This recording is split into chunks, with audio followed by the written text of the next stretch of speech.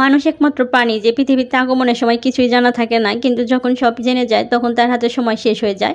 ভালো মন্দের ফারাক বুঝতে আমাদের জীবনটা চলে যায়, সময়ের মূল্য যখন দিতে যায় তখন টেনশনে হার্ট অ্যাটাক হয়ে যায়। হ্যালো এভরিওয়ান, আসসালামু আলাইকুম। নিউ ব্লগে সকলকে ওয়েলকাম জানাচ্ছি। আজকে সোফার কভারগুলো ধুয়ে দিয়েছি।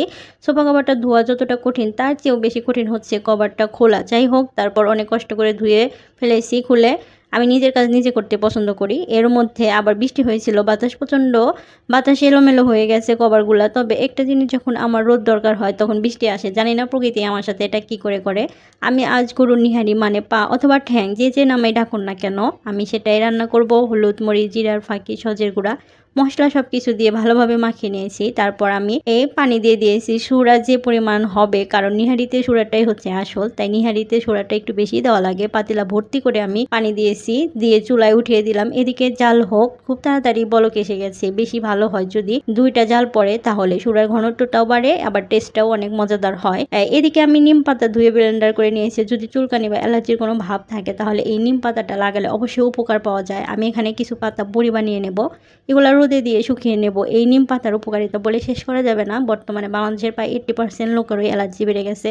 আমার আসলে নিজেরই একটা ছোট্ট পরিবার, তারপরেও কারো কষ্ট দেখলে আমি হেল্প করার চেষ্টা করি, তাদের জন্য পার্সেল করছি। হয়তো আপনারা বলবেন আপু কাউকে দিবেন তাহলে একটু ভালো মন্দ খাবার দিতেন। আসলে আমি রান্না করে উঠেছি তখনই শুনেছি যে তাদের কথা, তাই যা আছে তাই দিয়েই আমি দিয়েছি। আর আমি যতটুকু বুঝেছি তাদের এখন খাবার প্রয়োজন, কি খাবার সেটা ম্যাটার করে না। আর যে ভালো ভালো খাবারগুলো দেখছেন রান্না করলাম। আসলে এই ভিডিওটা আমার অনেক আগের পরে ফুটেজ ছিল, সবগুলো একসাথে করেছি। এখানে আমি পানি সোমবার পোলাও রান্না করেছি। এই পোলাওটা ভাত পোলাও বলে। আবার আমি এখানে চিকেন ম্যাজিক মশলা দিয়ে খুব তাড়াতাড়ি রোস্ট রান্না করে ফেললাম। এভাবে রান্না করে দেখবেন খুবই টেস্টি লাগবে। ভাত পোলাওটা রান্না করলে যাদের অতিরিক্ত গরম এবং পোলা খেতে চায় না, গ্যাসটাও দেখা যায় অনেক থাকে, তাদের জন্য কিন্তু এই হচ্ছে ভাত পোলাওটা খুবই কাজে লাগে। তারা খেতে পারবে, একদম ভাতের মতোই লাগে আর কি। আর হ্যাঁ, এই অ্যালার্জিটা বেড়ে যাওয়ার কারণ হচ্ছে করোনার ডোজ। যারা করোনার ভ্যাকসিনটা নিয়েছেন তাদেরই দেখা যায় যে অ্যালার্জির পরিমাণটা বেড়ে গেছে এবং জোরালোভাবে শরীরে রক্তের সাথে আছে।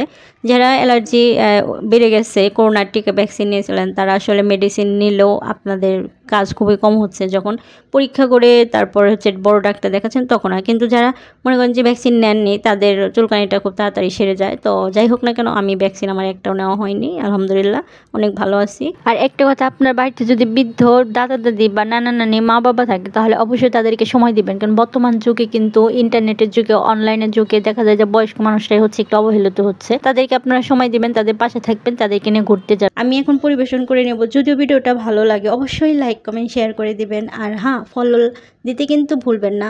সকলেই ভালো থাকবেন, সুস্থ থাকবেন। আল্লাহ হাফেজ, আসসালামু আলাইকুম।